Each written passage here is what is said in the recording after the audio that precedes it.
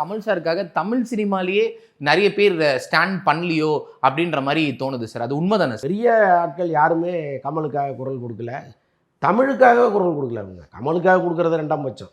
கமல் பேசுனது ஏதோ அவருக்காக அவர் பேசலை. அவர் அந்த மேடையில் ரொம்ப சாதாரணமாக ரொம்ப இயல்பாக பேசின ஒரு விஷயத்தை இவ்வளோ பெருசாக மாற்றினது அரசியல்.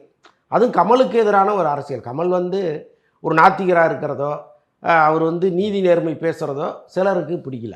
அவங்க என்ன பண்ணுறாங்க, இதுதான் சரியான சந்தர்ப்பம்னு கமலுக்கு எதிராக களமாடுற ஆட்கள்லாம் பார்த்திங்கன்னா காவி கலர்லேயே இருப்பாங்க.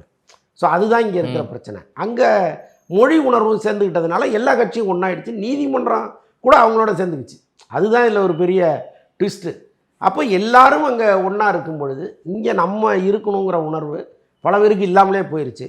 இதில் கமல் தான் பார்க்குறாங்க.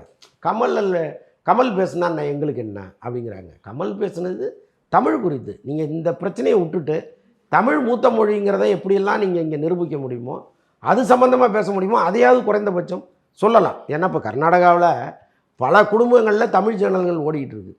அங்கே லட்சக்கணக்கானவர்கள் தமிழர்கள் இருக்காங்க. ஒருவேளை அவங்களுக்கே அந்த புரிதல் இல்லைன்னா கூட இங்கே இருக்கிறப்பவர்கள் பேசும்பொழுது அது அவங்களுக்கு புரியும். ஸோ இங்கே யாருமே இல்லை, எல்லாமே அமைதியாகிட்டாங்க. தமிழ் வளர்ச்சி துறைன்னு ஒன்று இங்கே இருக்குது. வருஷம்னா அவ்வளோ கோடிகள் அதுக்கு ஒதுக்குறாங்க. அதுவே அமைதியாக இருக்குது. அப்போ யார் பேசுகிறது?